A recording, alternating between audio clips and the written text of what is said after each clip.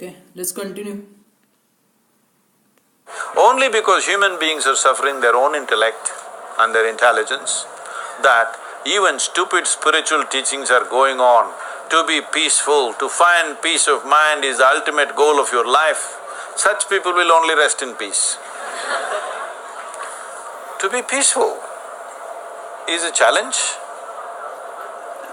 Essentially, your intelligence is turned against you, that's all, isn't it? Otherwise, what is the big deal about being peaceful? If you don't do anything, you're peaceful. No, all the time this is happening.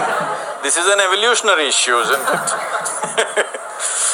So you must understand this, that for this intelligence, you do not have a stable enough base.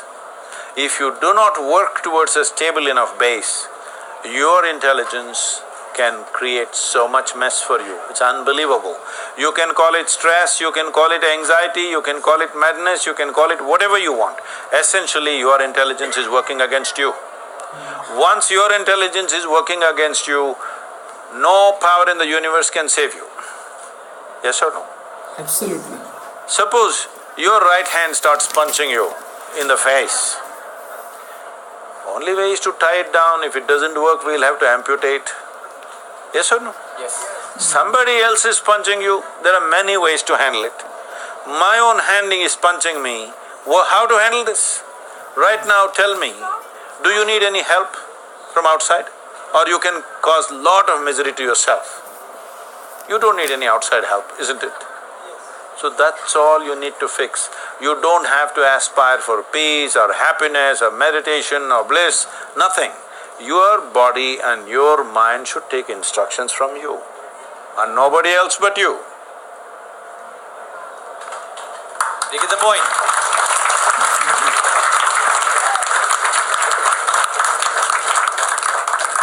So advices are open from other sides, but eventually you think about for yourself.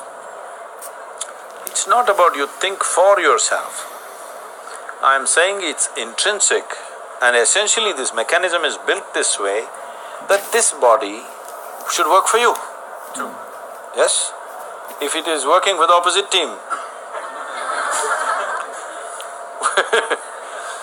you know, in this World Cup there were 4 or 5 self-goals. Or if your mind is working against you or for somebody else, this is ultimate slavery, isn't it? Somebody can decide. See, if we decide, young people are here, if I tell them, you must read only these books, you should not read these books, they'll say, what, we don't have the freedom? Are we slaves to you? But now, somebody can decide what happens within you. Is this not the worst form of slavery? Yes. Somebody can decide whether you can be happy or unhappy. Is this not the worst form of slavery? Yes. But you're accepting it as romance.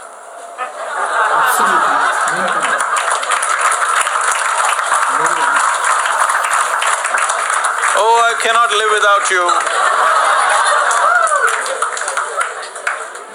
Tomorrow's headlines, 1,000 people were in Central Mall. Out of that, 500 broke up the next morning.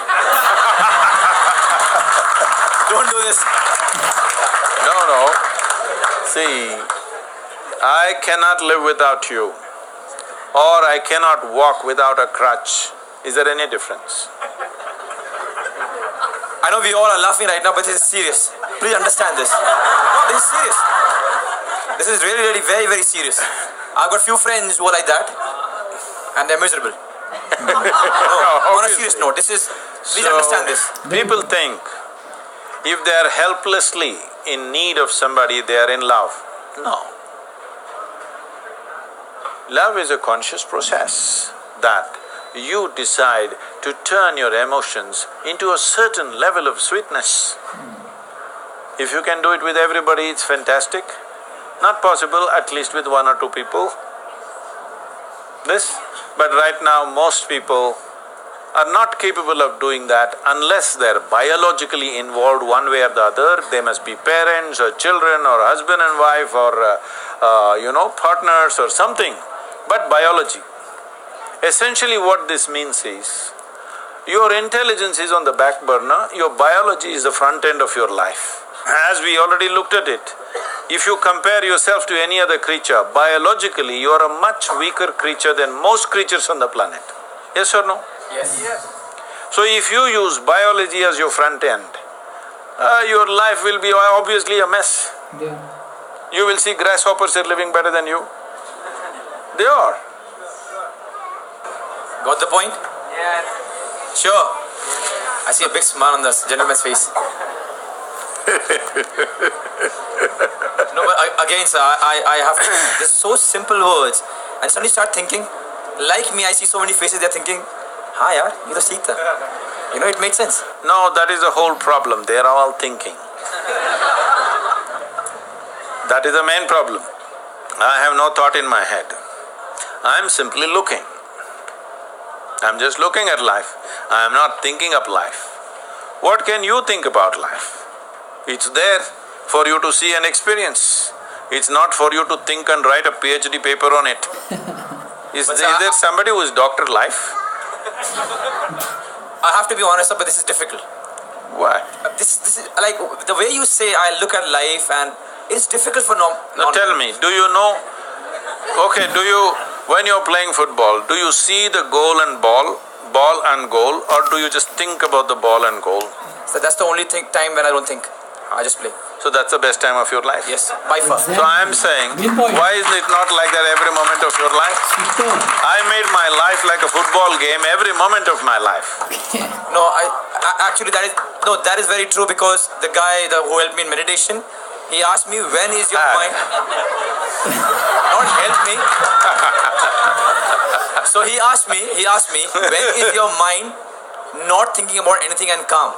So I was thinking, there is no time you're thinking about this, that, whatever. But then I realized, before a game and during a game, I'm thinking nothing, I'm just reacting to what is happening. Very awesome. That's the only time when I'm thinking of nothing. See, you can be doing many things and thinking and doing many things. You are a mess with general life, but it doesn't show up. In the sport, if you're thinking, it'll show up immediately. Exactly. Everybody will boo. So you will get it that you're thinking about the ball, you're not seeing the ball. You get caught. That's a dangerous thing to do. Yeah, very much. So I can't play for 24 hours, but make sure you inculcate sports in your life. So at least for that moment of time, you're not thinking, I'm just reacting. No, 24 hours should become a game. Intense involvement, just like when you're in a so-called important match. This is an important match. Hello? Is this not an important match today? No, I'm not talking about the India-Pakistan stuff. Right now, for all of us, is this not an important match? Every moment of your life, is your life an important match? And in this match, you're playing all by yourself. Others may play with you, but you're not really playing against somebody. You're not really playing against somebody. This is more like golf. So, I must tell you this because you're a sports person. I never took a lesson, ever. I have never been to a driving range. I don't take a single practice swing. My golf buddies are here, ask them watch my score. So just by keep playing, you… No, I just hit the ball. There is nothing to think, there is People are trying to nothing beat somebody, I just hit the ball. And my handicap is below 10 now. I've never been to a driving range. Most people won't believe, but I've never practiced on a driving range. I never once take a practice swing on the course. Never taken a lesson. That requires a little bit of talent also. So don't get fooled that, I just go and hit. That requires talent also. No. See, it needs some physical balance, of course, which a whole lot of people have. It's not that they don't have, they just don't have mental balance.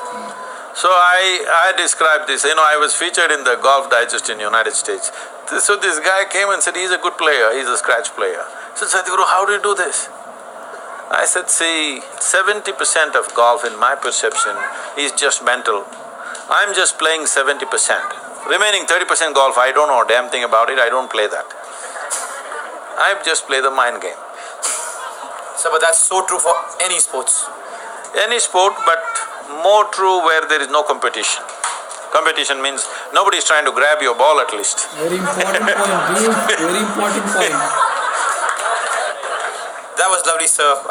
Of course, one more video for me. Guys, just take all the cue. Make sure you don't forget it. I guess it's last part of this video.